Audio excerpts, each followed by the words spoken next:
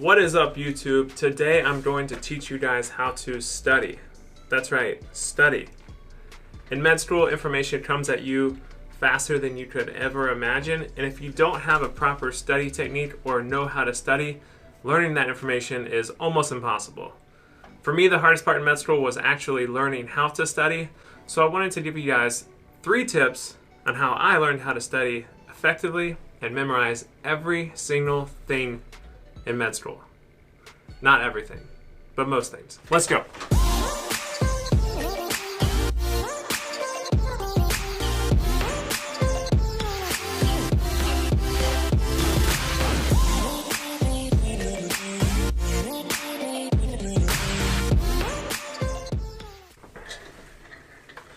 Alright, so first and foremost, I apologize for how tired I look. These bags under my eyes, this is my 6th night in a row, 6th 12-hour night shift in a row, and I am a little on the tired side, but this is my last night shift of the entire year of 2019.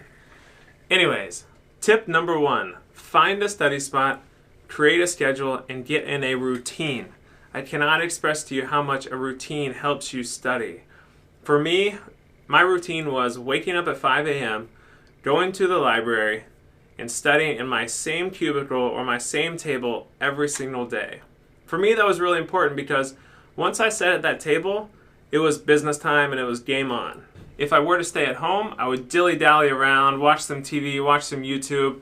Instagram wasn't as popular when I was in med school, but I can imagine I'd probably be on Instagram a lot if I were in med school now. So for me, I had to get the heck out of the house, go somewhere, and get to work. Some people like studying at home. I'm not one of those people, but if you do, make sure you leave all distractions away from you and focus. I'm currently studying for radiology boards right now, and I adopted the same exact routine. I wake up early at 5 a.m., I go into the kitchen or downstairs in my apartment complex, and I get to work. And I do this before I actually go to work. So I wake up 2 hours early before work, start studying, and then go to work and come home. If I don't do that, I don't even know when I would have time to study while having a full-time job in residency.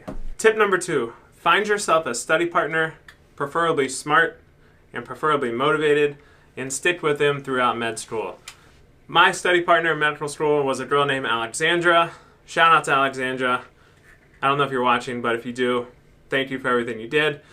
She was amazing during med school. She was extremely motivated, unbelievably smart, and more importantly, she kept me on task and made me a better student. It's always nice to bounce topics off of a study partner and quiz each other back and forth.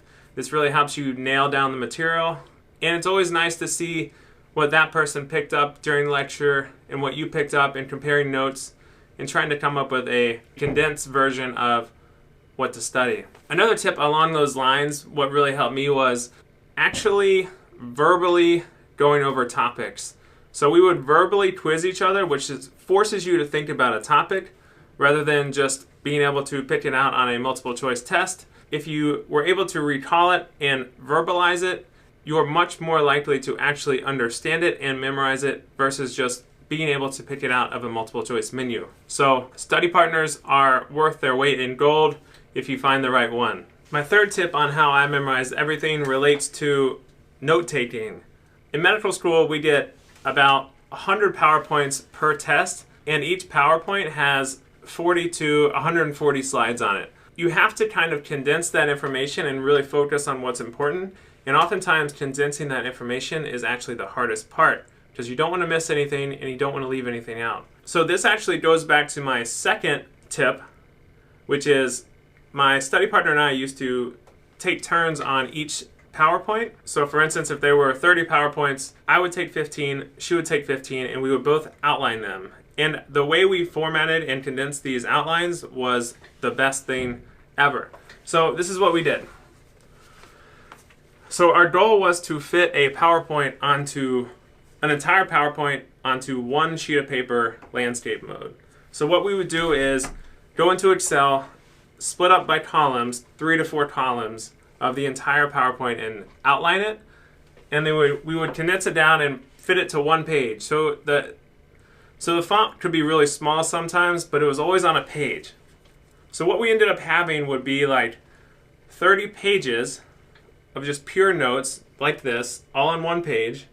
And the reason this helped is because A, it condenses the material and puts it all in front of you, rather than scrolling through PowerPoints mindlessly and missing stuff here and there.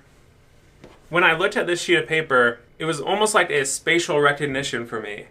So if I was in the test and I couldn't remember a specific detail on a topic we were tested on, I could at least put it to like a specific portion of the page, and I could think like, okay, so I think that was up on the left side of the page, which means it was probably one of these two things. And it oftentimes just on spatial memory or spatial recognition of what was on my outline, I could kind of pick the right answer. Because there's so much information, it's impossible to know everything, so you have to develop different techniques that work for you. So for us, we split up the PowerPoints, we outlined every single one like this, fit it all on one page, and we would have the exact same material to study. We could quiz each other, and we could at least spatially recall information if we couldn't remember it, every single detail. Alright guys, so that concludes my 3 tips on how I memorized everything or almost everything in med school, and the tips I still use today. So if you liked this video and thought it was helpful, leave a thumbs up, hit that like and subscribe. Don't just hit it, smash that like and subscribe button, and I guess I will see you guys on the next video.